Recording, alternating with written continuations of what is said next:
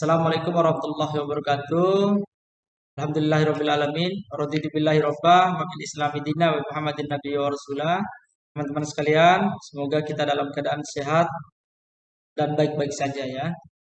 Video kali ini saya ingin menjelaskan tentang konstanta dalam fisika, dua sub pokok materi. Yang pertama itu yang berkaitan dengan besaran pokok dan besaran turunan. Lalu kemudian nanti saya akan menjelaskan sistem MKS dan CGS ya. Oke, kita lanjut. Yang pertama teman-teman sekalian, kita akan memahami apa itu besaran pokok dan apa itu besaran turunan. Besaran itu adalah ukuran fisik suatu benda yang dinyatakan secara kuantitas. Artinya bahwa dia artinya adalah sesuatu yang bisa diukur dengan dan dinyatakan dalam angka dan satuan ya. Kemudian satuan itu adalah sesuatu yang menyertai besaran. Misalnya besaran panjang itu satuannya itu meter ya. Besaran waktu satuannya sekon atau detik. Nah, itulah yang dimaksud dengan satuan sekarang. Sedangkan dimensinya itu adalah cara besaran disusun dari besaran pokok. Di mana besaran ini dibagi menjadi dua teman-teman sekalian, yaitu besaran pokok yang saya jelaskan pada awal tadi, yaitu besaran yang sudah ditetapkan terlebih dahulu. Artinya besaran ini dia memiliki 7 jenis teman-teman sekalian. Yang pertama itu ada panjang, masa, waktu, suhu, kuat arus listrik, intensitas cahaya, dan jumlah zat. Di mana besaran pokok ini memiliki lambang, satuan, simbol satuan, dan dimensi seperti pada tabel berikut itu teman-teman sekalian. Oke, kita lanjut. Sedangkan besaran turunan itu adalah besaran yang diturunkan dari besaran pokok. Misalnya besaran pokok turunan itu luas.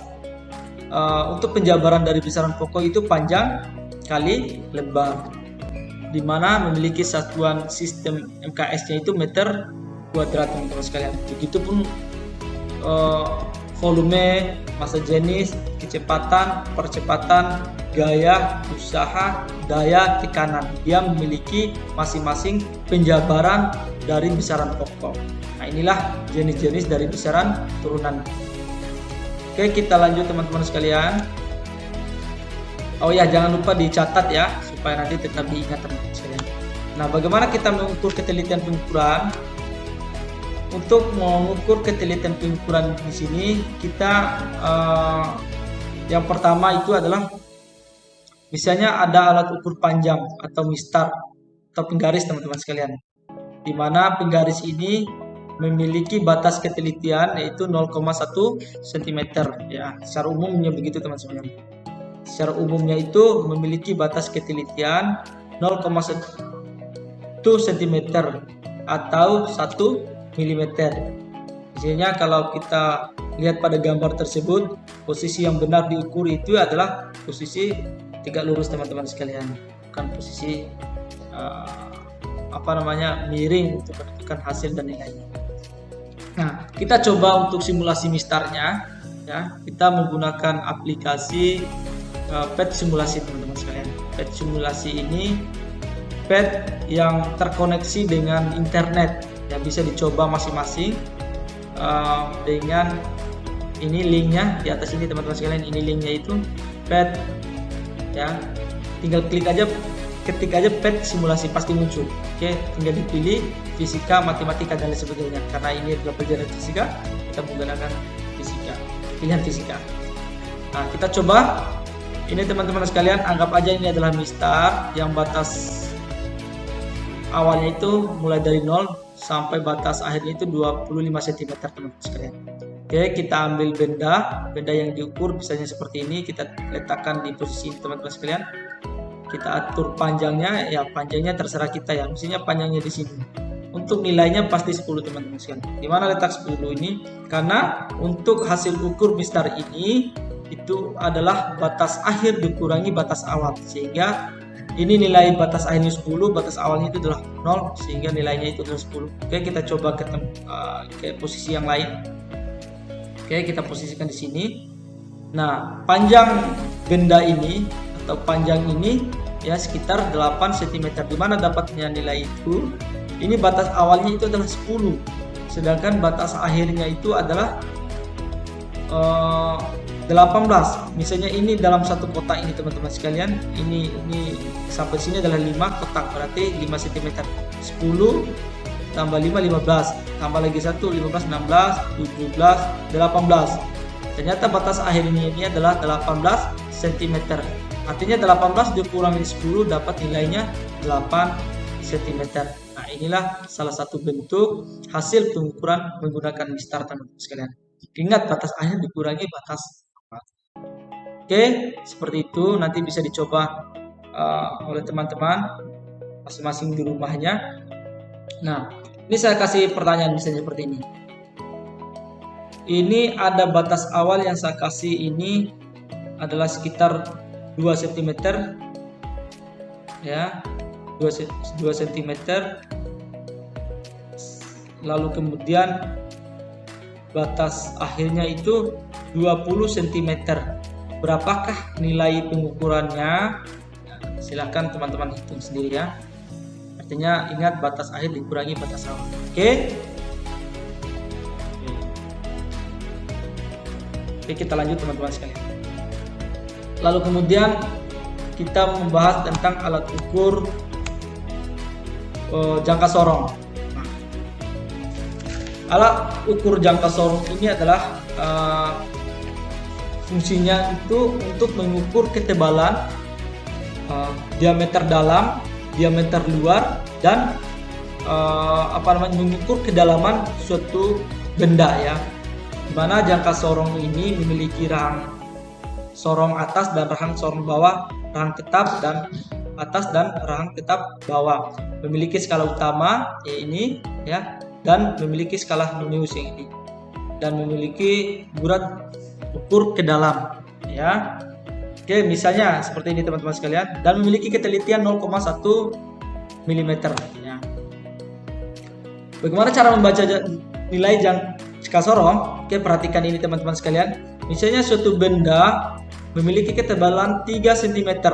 3 cm ketebalan benda ya, 3 cm, dan skala noniusnya berimpit pada angka 7 ya, dengan skala utama 5, 6, 7. Artinya bahwa 7 dikalikan dengan 0,01 teman sekalian, sehingga ini tadi skala utamanya itu adalah 3,38 ya, 3,38 ditambah 7 dikali 0,01, sehingga hasilnya itu adalah 3,65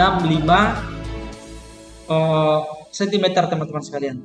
Nah, itulah pembacaan skala jangka sorong. Oke, mari kita coba pada simulasi yang berkaitan dengan jangka sorong. Pembacaan skala jangka sorong ini kita menggunakan bantuan aplikasi online ya, aplikasi online ya, seperti ini modelnya teman-teman sekalian. Bisa digunakan di rumah masing-masing. Namanya itu adalah virtual vernier caliper, atau bisa ditulis di sini teman-teman sekalian, jangka sorong online ya, jangka sorong online. Oke, langsung muncul seperti ini, lalu kemudian klik ini di atas ya, virtual vernier caliper. Oke, langsung muncul guys seperti ini. Oke, nah untuk pembacaan ini teman-teman sekalian, misalnya suatu benda memiliki ketebalan yaitu 42,90. Cara bacanya gimana teman-teman sekalian? Cara bacanya adalah ini pada skala utamanya itu 4. Ini 42,90. Ini ternyata jangka sorong ini memiliki ketelitiannya itu 0,05 mm. Artinya satuannya itu adalah milimeter, teman-teman sekalian. Misalnya panjang benda itu adalah 37,75 cm, di mana dapatnya atau cara bacanya itu adalah 3 ini. Ini dari angka 3 skala utama. 3 ke sini berarti ini 30, teman-teman sekalian. Ini angka 3 ini karena milimeter berarti 30. 30 di angka ke sini berarti 35. 35, 36, 37 pada skala Noniusnya. Ya, 0 terbatas. Jadi 37,75. Komanya di mana, teman-teman sekalian? 75 ini. 7 ini perhatikan, dia berimpit pada skala utama, ya. Skala Nonius berimpit pada skala utama. 7 berada pada posisi 7,5 cm. Artinya ini adalah 37,75 mm. Oke, kita coba yang lainnya. Misalnya ini, teman-teman sekalian.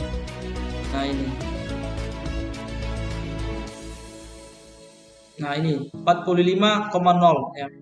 Dimana cara bacanya bagaimana? Perhatikan ya. Skala utamanya menunjukkan angka 4 ya. 4, 41, 42, 43, 44. Dia pada posisi sejajar ya, atau berimpit pada skala Nonius dan skala utama, yaitu 45,0. Ini kan garis lurus ya. Kita coba yang lain lagi. 63,70. Nih, 61, 62, 63. 63 kita cari angka yang berimpit ya, sejajar dengan skala utamanya. Pada dia 5. Nah, ini teman-teman sekalian, 7. Berarti 3,7. Seperti itu, teman-teman sekalian. Bisa dicoba di rumah masing-masing. Oke, kita lanjut.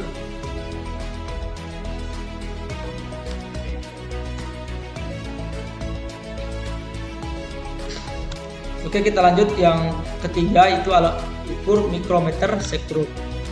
Nah, alat ukur mikrometer sekrup ini, teman-teman sekalian, alat ukur yang digunakan untuk mengukur ya ketebalan benda-benda yang tipis seperti kertas, diameter kawat ya, atau yang sejenisnya yang memiliki ketebalan yang sangat tipis.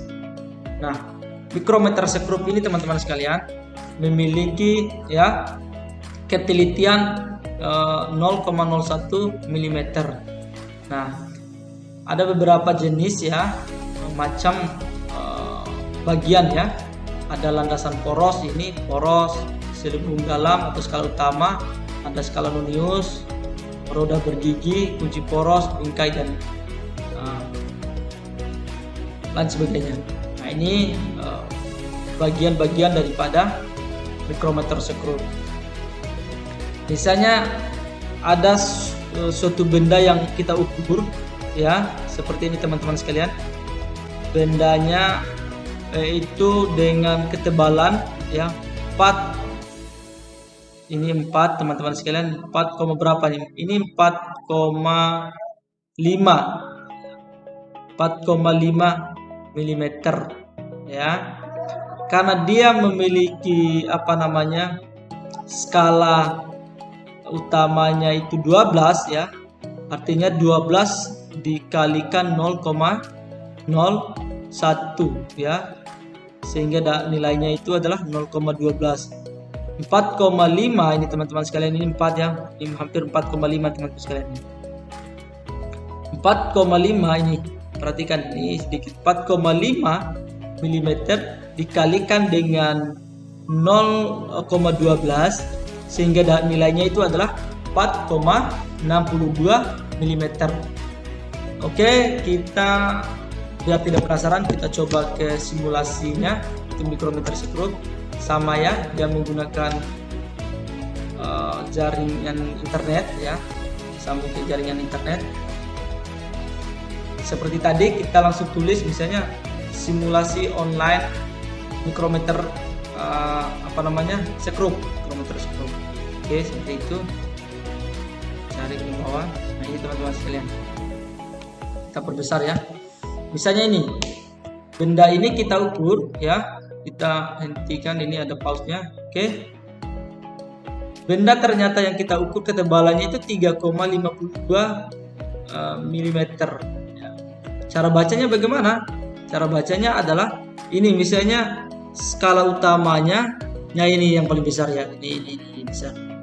Kita hitung aja 1, 2, 3. Ya, skala utamanya itu adalah 3.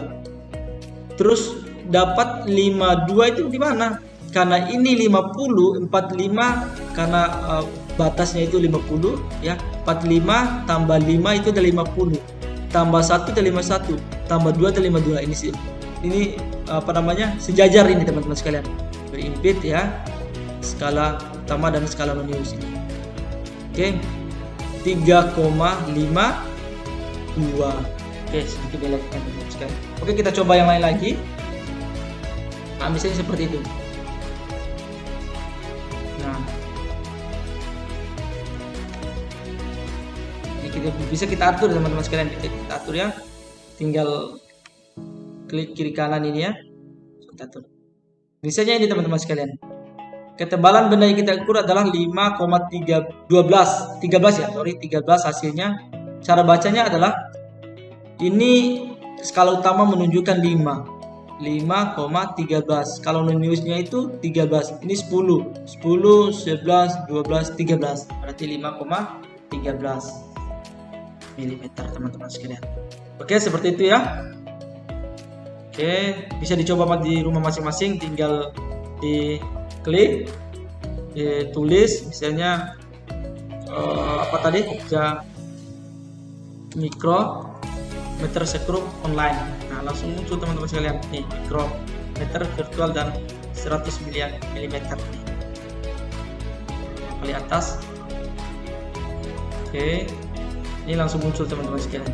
Nah, ini munculnya, tinggal diperbesar. Seperti itu cara penggunaannya. Oke teman-teman sekalian, kita lanjut. Nah, ada beberapa juga tambahan, misalnya alat ukur waktu, stopwatch ya. Dia memiliki memiliki ketelitian 0,1 second dengan ketelitian 0,001 sekon teman-teman. Ada jam tangan juga untuk mengukur waktu.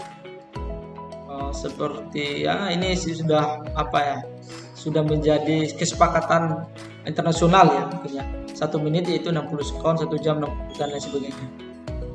Nah, pertanyaan adalah, coba kamu tentukan sendiri berapa sekon untuk 1 minggu, 1 bulan, 1 tahun dan 1 abad. Silakan ditentukan di masing-masing.